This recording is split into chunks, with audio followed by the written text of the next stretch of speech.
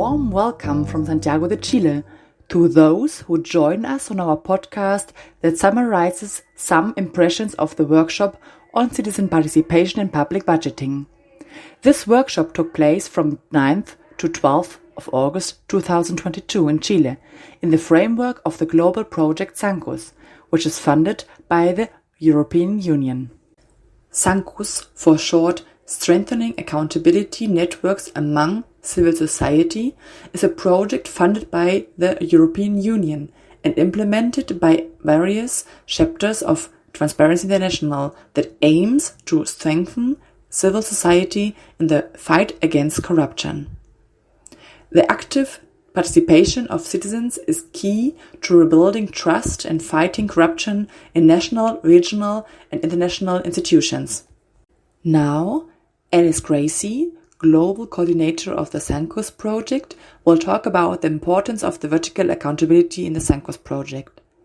Afterwards, Anouk de Soysa, Thematic Specialist on Vertical Accountability, will speak about the relevance of citizen participation in public budgeting. Both work at the Transparency International Secretariat.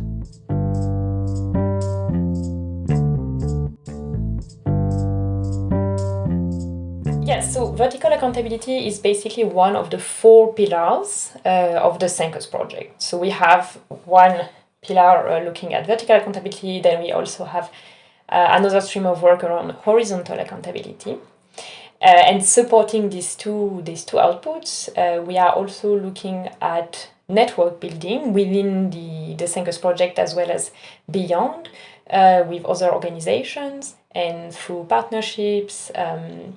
And we have then another important component for the project, which is around the use of digital tools. So each project has a component on using digital tools to engage citizens and institutions.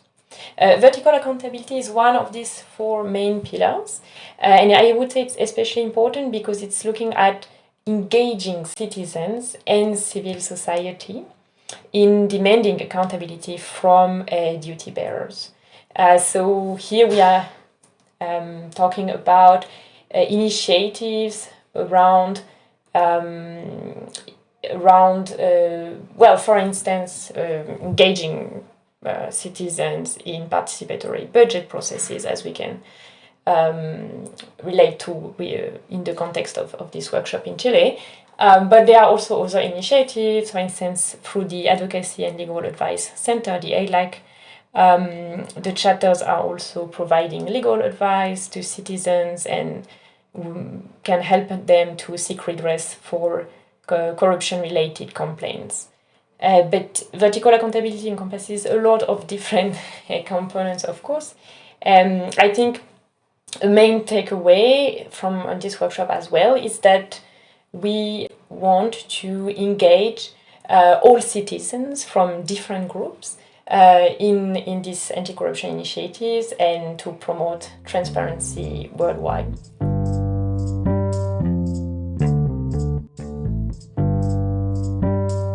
To strengthen democracy, promote transparency and accountability, enhance inclusivity, or improve fiscal efficiency, meaningful public participation in budget processes can lead to a wide variety of positive outcomes for different stakeholders. Towards strengthening the continuity of democracy, for example, participatory processes and mechanisms provide venues for governments to engage citizens between or beyond elections and deepen public debate and consensus around budget issues. Public participation also stands to enhance transparency and accountability, as citizens demand information to exercise important checks and balances on decision-making processes. Perhaps most crucially, however, meaningful public participation in budget processes has been shown to improve the lives of citizens. It achieves this not only by allowing governments to align the allocation of public resources with the needs and priorities of citizens, but it does this also by providing inclusive spaces for underrepresented or marginalized communities to table their own priorities and needs and making sure that no one is left behind.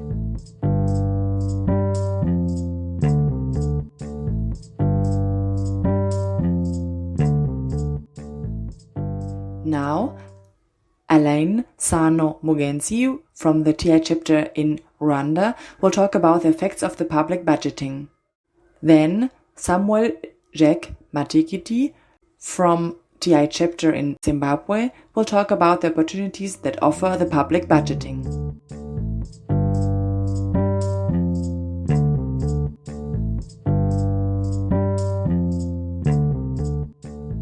So in terms of effects that might have to public policy, in terms of transparency and citizen trust in the political institution and authority, of course, when policies, plans are designed with the views of citizens, they are really very well informed, and they also become effective. They do generate outcomes because they are responding to the real needs of the people.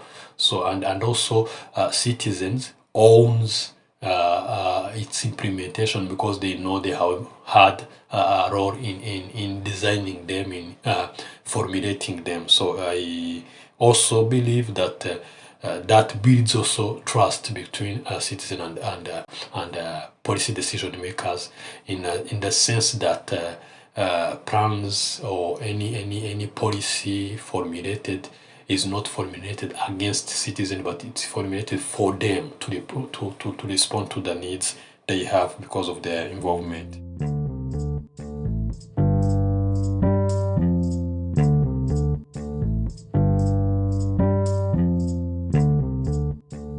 So looking at such an opportunity where normally local authorities or the government provide such an opportunity, this will help to increase accountability and transparency within such public institutions.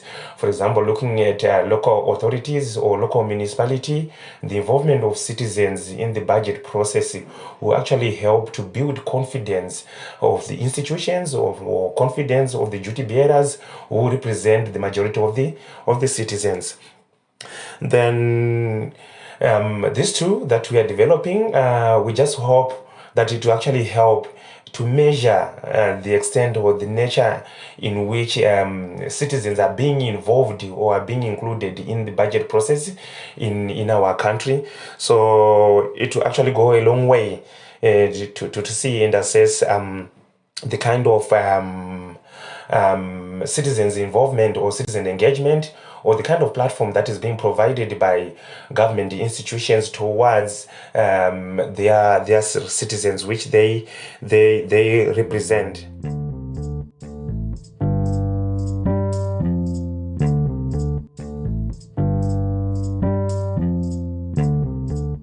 Finally, Ieva Dunilkate from TI chapter in Lithuania and Benevolencia Taruta from TI chapter in Zimbabwe will talk about examples of public budgeting in their countries.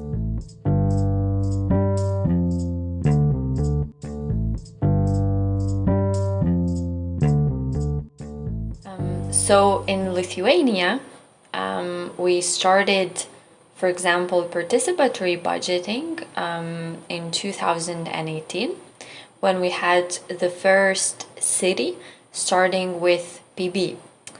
However, participatory budgeting, which in fact allows students, citizens, and other individuals living in a municipality or a school allocate a part of a budget, suggest ideas, and vote for it, was not very popular. So, for example, what we did with our Transparency International chapter, we started with 2 pilot initiatives in Lithuania in 2 small schools, where we invited the schools to allocate a part of their budget to students to decide upon. So they were thinking of various ideas where they could spend that money in their country, in their school, so that it would be useful for their community, the whole community, not only themselves individually or to their class. Then they were preparing project proposals, presenting to each other, and finally voting for it. The schools, they promised to implement the ideas, and I can confirm that they were implemented. And actually both schools are still continuing with participatory budgeting every year, more or less. And what we did with this initiative, we also tried to measure the success of it, whether it works or not. So we had surveys before participatory budgeting and after, and we saw that it actually has a successful results for the school community and students. Students were more inclined to participate in other activities in schools. They were more interested in decision-making processes in their schools. They understood the school budget, the finances, 8 times better. And that was the baseline that helped us to advocate for participatory budgeting in the country. And as of today, we have more than 30 schools implementing participatory budgeting, and more than half of the municipalities in Lithuania doing it as well. And I think it's a good example of how taking a step-by-step change, a little success story, can be helpful to scaling it up.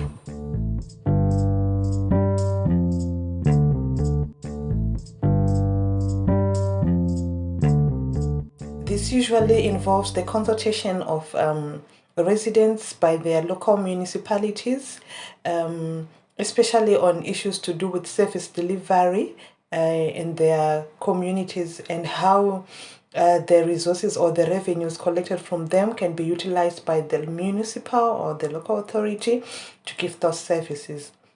Definitely, it will assist citizens on which areas to focus on, what to measure, which questions to ask, and which issues to prioritize, and also strategies on how to engage and interface with the duty bearers. In this case, I can give an example of municipalities. So the approach will be more coordinated and more organized, and also the responses and interventions will take the same form.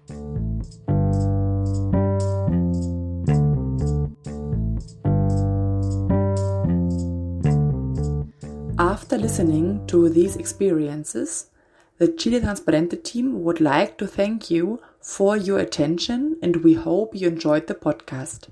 We would especially like to thank Alice, Anouk, Sano, Samuel, Yeva and Bene for talking about their thoughts and the relevance of the participatory budget. We invite you to stay linked to our future publications as Chile Transparente, and we look forward to seeing you next time.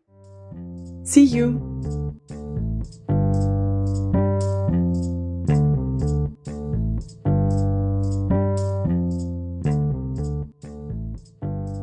This podcast was produced with the financial support of the European Union. Its contents are the sole responsibility of Chile Transparente and do not necessarily reflect the views of the European Union.